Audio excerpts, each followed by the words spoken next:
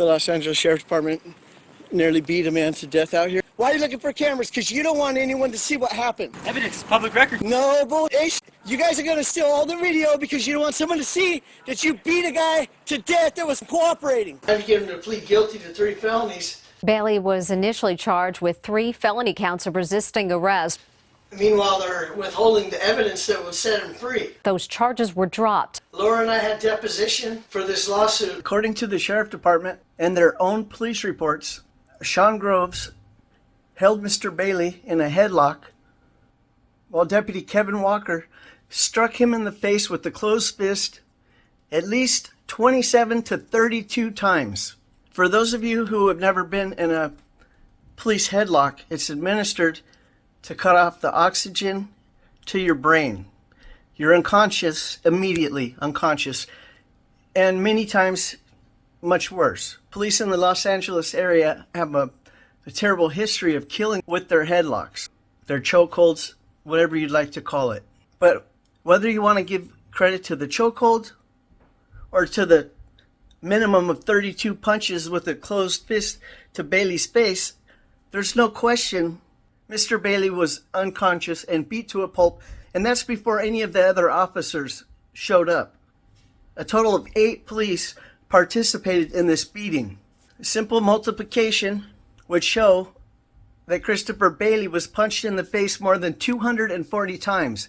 That's before you get to the knee strikes to his head. I'm not here to dwell on what happened to Bailey or talk about the past. This is about the future. The Sheriff Department, the County of Los Angeles, they didn't identify any of the police involved in this beating.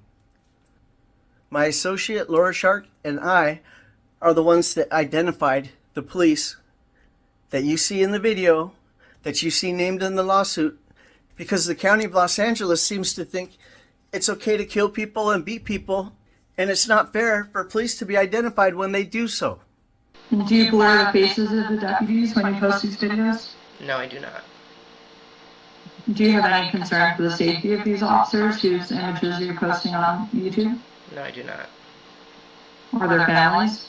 If we hadn't have identified these deputies involved in this beating, you'd have no way to know that they've done the same thing on previous occasions, and they've done the same thing and worse since. $4 billion, and not one of their employees spoke up and said anything honest about this incident.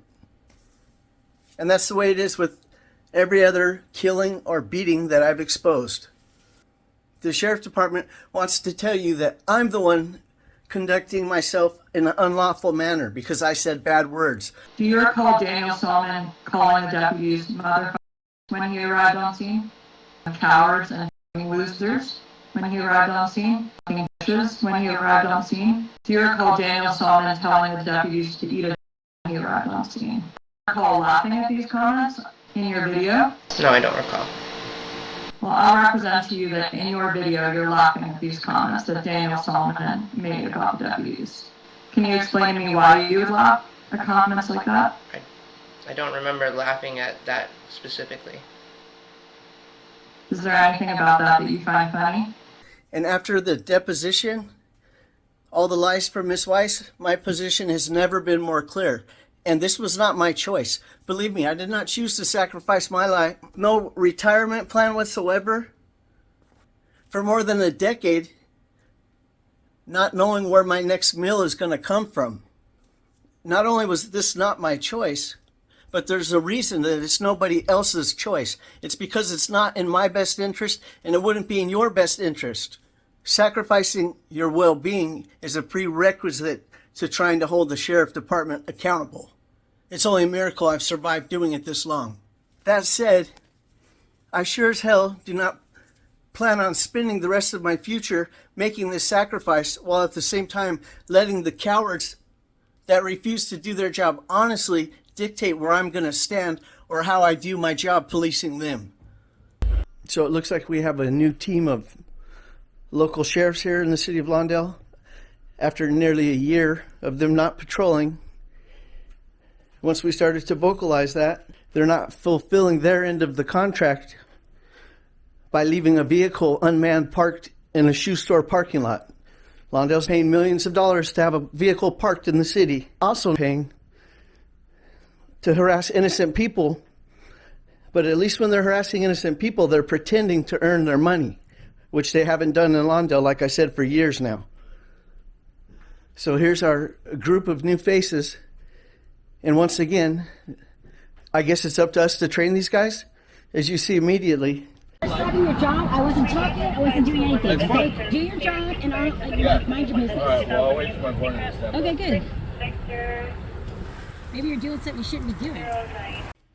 this is a threat that I've dealt with 1,000 times over the years.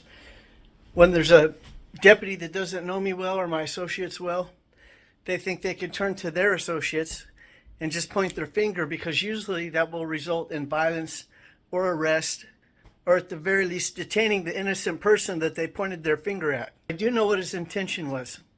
It wasn't to waste the time of his associate having to stand on the sidewalk and babysit people that are actually here to babysit him. I wasn't saying a word. I was standing here doing nothing. You know what? It's not necessary. You heard me. I was quiet as a mouse. You got out and just said move. The first thing they do is tell us where to stand.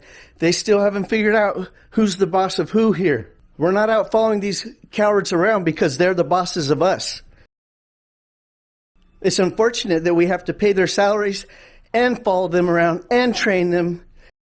You think paying for their training and paying for their salary and their retirement and their lifestyle, you think that'd be enough. But unfortunately, these motherfuckers are just as ungrateful as they are stupid. Fall in line, motherfuckers. You're not the boss of us. Pay attention, like the generation before you and the generations before them. The easy way or the hard way, motherfucker. You have a good night.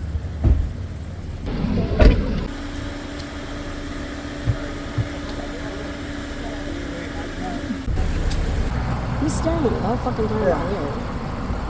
Don't lose your glasses. I could piece them up. Yeah. So it was just a bullshit stop, right? So it's He's like, well, the front license plate's in the dashboard. Whenever I talk to them, I get choked up. I fucking wanted to tell him so much shit and I couldn't get it right. You know You sound like you're doing just fine.